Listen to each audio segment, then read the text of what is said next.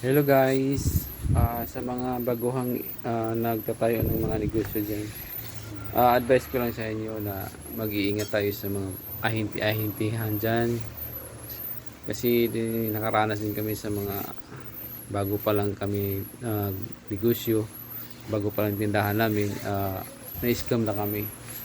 Kaya kayong nagpabalak pa lang na magnegosyo, mag-iingat kayo kasi lalo na sa mga di pa nyo masyado kilala ng mga hinti, katulad dun sa nangyari sa amin na tuduro tiwala dun sa hinti na pinagkuha namin. Kala namin matutulungan kami pero hindi pala, kasi yung ahinti na yun wala, scammer pala. Kaya ano, nang magbukas na sana kami, yun nagsisirado pa, nag-close kami ng higit isang buwan kasi nawala yung puhunan namin.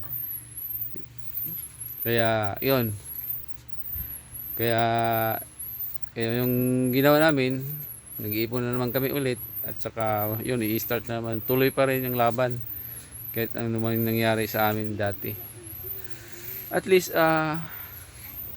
normal naman siguro yun kasi baguhan kasi kami, kaya wala din kami ng idea pa makipagkuhan sa mga bagong mga ahinti yun. Kaya sa atin dyan na mga small business or mga baguhan na mga negosyante, iingat-ingat tayo kasi yun, grabing sakripisyo namin dito sa store namin kasi yun nga, dahil dun sa nangyari sa amin, yun, dahil sa nangyari nga sa amin na-scam kami, nagkasakit yung asawa ko dahil dun sa nga, ayaw na nga niya sana, dahil sa determinasyon ko talaga na maging negosyante. Gusto ko na kasi yung dito na lang sa Pilipinas magtrabaho, kaya yun, pinipress ako talaga sa sarili ko, sinipres ko yung asawa ko na maging yun, mabuo pa rin yung pangarap namin na maging ganito. Kasi sa ganun kasi nangyari, kasi halos nawalan ako ng pag-asa kasi pero nanaig pa rin yung gusto ko na magiging, yun nga, gusto ko talagang magiging negosyante.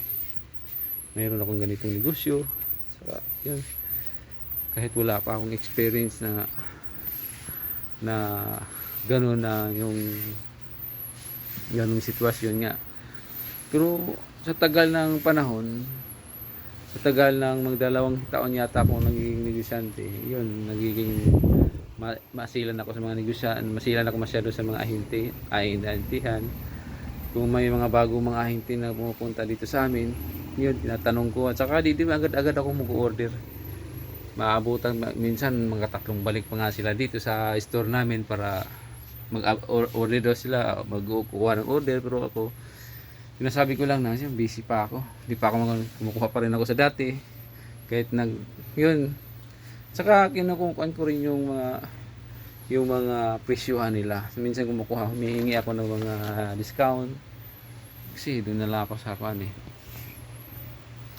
At saka guys, doon sa nangyari sa amin ng ganun